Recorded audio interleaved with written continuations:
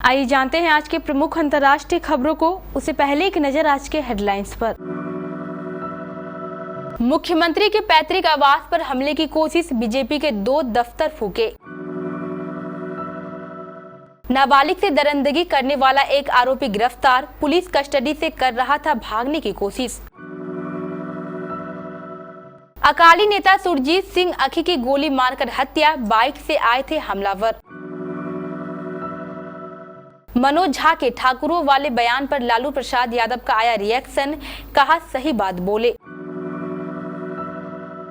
कैलाश विजयवर्गीय के बेटे आकाश का टिकट कटने की आशंका, बीजेपी दफ्तर में जुटे समर्थक। कावेरी जल विवाद पर कर्नाटक में आज बंद, जाने क्या खुलेगा और क्या रहेगी पाबंदी। यूपी, बिहार, बंगाल समेत कई राज्यों में होने वाली है बारिश, लंबे वीकेंड पर जाने से पहले पढ़ ले मौसम विभाग का अपडेट। पेट्रोल डीजल के दाम जारी, फटाफट चेक करें अपने शहर का कीमत। बॉक्स ऑफिस पर फुकरे 3 का हाहाकार, ओपनिंग डे पर कमा डाले इतने करोड़। और वर्ल्ड कप के लिए भारतीय टीम घोषित, इस ऑलराउंडर का पत्ता कटा। मणिपुर में 2 युवा छात्राओं की हत्या के खिलाफ विरोध प्रदर्शन गुरुवार को तीसरे दिन भी जारी रहा। इस दौरान गुरुवार देर रात भीड़ ने मणिपुर के मुख्यमंत्री एन बीरेन सिंह के पैतृक आवास पर हमला करने की कोशिश की। हालांकि सुरक्षा बलों ने इसे विफल कर दिया। मुख्यमंत्री हालांकि पैतृक आवास पर नहीं रहते हैं और वह अपने आधिकारिक आवास में रहते हैं। उधर इससे पहले गुस्साए भीड़ ने एक बीजेपी कार्यालय को जला दिया और थोबल जिले में सत्तारूढ़ पार्टी के एक अन्य कार्यालय को तोड़फोड़ कर दी। प्रदर्शनकारियों ने इंफाल में डीसी कार्यालय परिसर के अंदर 2 वाहनों में आग लगा दी। पुलिस ने कहा कि सीआरपीएफ कर्मियों ने लाठियां भांजकर और आंसू गैस के गोले दागकर हालात पर काबू पाया है। उज्जैन में हुए नाबालिग के साथ दुष्कर्म के मामले में पुलिस ने एक आरोपी को पकड़ लिया है। युवक को पुलिस पहले ही पूछताछ के लिए पकड़कर ले आई है। इसकी पहचान ऑटो ड्राइवर भारत सोनी के रूप में हुई है। पूछताछ के दौरान उसने पुलिस को बच्ची को जीवन नगर से ऑटो में बैठाकर छोड़ने की बात बताई है। उसके स्टेटमेंट के आधार पर पुलिस आरोपी को लेकर 3 रिक्रिएट करने जा रही थी। साथ ही मौका मुआयना करने के अलावा बच्ची के कपड़े तलाशने के लिए साथ लेकर जा रही थी। पंजाब के होशियारपुर में अकाली नेता की गोली मारकर हत्या कर दी गई है। होशियारपुर से 15 किलोमीटर दूर मेघोवाल गांजिया में गुरुवार देर शाम अकाली नेता और 2 बार के सरपंच सुरजीत सिंह अखी एक दुकान पर खड़े थे, तभी उन पर बदमाशों ने फायर कर दिया।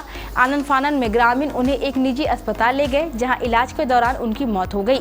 सूचना पर पहुंची पुलिस ने अकाली नेता के शव को कब्जे में ले लिया। पुलिस हमलावरों की तलाश में जुट गई है। हालांकि अभी तक एक भी हमलावर पकड़ में नहीं आया है। जानकारी के अनुसार बाइक पर सवार 2 अज्ञात बदमाशों ने सुरजीत सिंह अखी पर घात लगाकर हमला किया। उनके शरीर में 3 गोलियां लगी। आनन फानन में उन्हें अस्पताल ले जाया गया, जहां डॉक्टरों ने उन्हें मृत घोषित कर दिया। सुरजीत सिंह अखी 2 बार गांव के सरपंच रहे और अब उनकी पत्नी गांव की सरपंच है। पुलिस इस मामले की जांच में जुट गई है। गोलीकांड की इस घटना से इलाके में दहशत का माहौल है।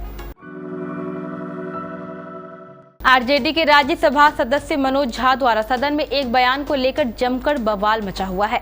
बिहार सहित पूरे देश में खूब राजनीतिक बयानबाजी हो रही है। वहीं इस पर आरजेडी सुप्रीमो लालू प्रसाद यादव ने गुरुवार को प्रतिक्रिया दी है। उन्होंने कहा है कि मनोज झा बहुत विद्वान आदमी है, सही बात बोलते हैं। कोई ठाकुरों के खिलाफ उन्होंने कुछ नहीं बोला है। नाम लिए बिना आनंद मोहन को नसीहत दी डाली है। उन्होंने कहा है कि जो सज्जन लगातार प्रतिक्रिया दे रहे हैं उनको संयम बरतना चाहिए, बयानबाजी से परहेज करना चाहिए। ठाकुरों के अपमान वाले सवाल पर आरजेडी सुप्रीमो ने कहा है कि कोई अपमान नहीं हुआ है। भारतीय जनता पार्टी की दूसरी सूची जारी होते ही मध्य प्रदेश की सियासत एकाएक गर्मा गई है। कैलाश विजयवर्गीय को इंदौर 1 से बीजेपी ने उम्मीदवार बनाया है। इसके बाद अब उनके बेटे और मौजूदा विधायक आकाश विजयवर्गीय को टिकट कटने की आशंका पार्टी नेताओं को है। ऐसा इसलिए है क्योंकि बीजेपी एक परिवार से एक ही सदस्य को टिकट देने की बात कहती है। आकाश विजयवर्गीय फिलहाल इंदौर 3 से बीजेपी विधायक है। अब गुरुवार को बीजेपी समर्थक भोपाल में पार्टी दफ्तर पर एकजुट हुए चुके हैं। उन्होंने आकाश के समर्थन में नारेबाजी की और उनको भी टिकट देने की मांग की है। विजयवर्गीय समर्थक पार्टी नेतृत्व पर दबाव बनाने लगे हैं। गुरुवार शाम को आकाश विजयवर्गीय को टिकट दिलाने का दबाव बनाने के लिए समर्थक बड़ी संख्या में भोपाल स्थित बीजेपी प्रदेश कार्यालय पहुंचे। इंदौर से 5 बस और अन्य गाड़ियां भरकर वहां पहुंची थी। प्रदेश कार्यालय में समर्थकों की चुनाव प्रभारी भूपेंद्र यादव से बंद कमरे में मुलाकात हुई। तमिलनाडु को कावेरी का पानी छोड़े जाने के विरोध में कन्नड़ समर्थकों और किसान संगठनों ने शुक्रवार 29 सितंबर के लिए कर्नाटक बंद का आह्वान किया है। इससे खासकर राज्य के दक्षिणी हिस्से में सामान्य जनजीवन प्रभावित हो सकता है। बेंगलुरु में ये दूसरी हड़ताल होगी क्योंकि मंगलवार 26 सितंबर को शहर बंद था। कर्नाटक रक्षणा विदे के कन्नड़ चालुवली वटल पक्ष और विभिन्न किसान संगठनों समेत प्रमुख संगठन कन्नड़ ओकुटा ने सुबह से शाम तक राज्यव्यापी बंद का आह्वान किया है। हालांकि बेंगलुरु पुलिस ने शहर में किसी भी तरह के बंद की अनुमति नहीं दी है और बड़ी सभाओं पर प्रतिबंध के साथ ही धारा 144 लागू होने की संभावना जताई है। मुंबई में गणपति विसर्जन का दौर चल रहा है और कई जगहों पर काफी तेज बारिश हो रही है। अगले 48 घंटे तक और बारिश होने की उम्मीद है। वहीं इसके अलावा कई दूसरे राज्यों में बारिश होने की संभावना है। मौसम विभाग के अनुसार बंगाल की खाड़ी पर बन रहे निम्न दबाव के चलते वीकेंड में कुछ राज्यों में भारी बारिश की संभावना है। पश्चिम बंगाल, ओडिशा, केरल, महाराष्ट्र, झारखंड, तमिलनाडु, मध्य प्रदेश समेत 29 सितंबर से 1 अक्टूबर के बीच इन राज्यों में बारिश की संभावना है। इस बार 28 सितंबर से 2 अक्टूबर के बीच लॉन्ग वीकेंड है और इस दौरान इन राज्यों में जा रहे लोगों को मौसम विभाग की भविष्यवाणी का ध्यान रखना चाहिए। पेट्रोल और डीजल की कीमतों में बदलाव हुए करीब 1 साल से अधिक समय बीत चुका है। बीते 1 साल से पेट्रोल और डीजल की कीमतों में कोई बड़ा बदलाव नहीं हुआ है। आखिरी बार 22 मई को पेट्रोल और डीजल के भाव में बदलाव हुआ था। देश की ऑयल मार्केटिंग कंपनियों ने 29 सितंबर के लिए पेट्रोल और डीजल की ताजा कीमतों को जारी कर दिया है। आज 29 सितंबर को भी पेट्रोल और डीजल के भाव में कोई बदलाव नहीं हुआ है। हालांकि सरकार ने अभी तक इस बात पर कोई ऐलान नहीं किया है आखिर आम आदमी को महंगे पेट्रोल और डीजल में कब राहत देखने को मिलेगी।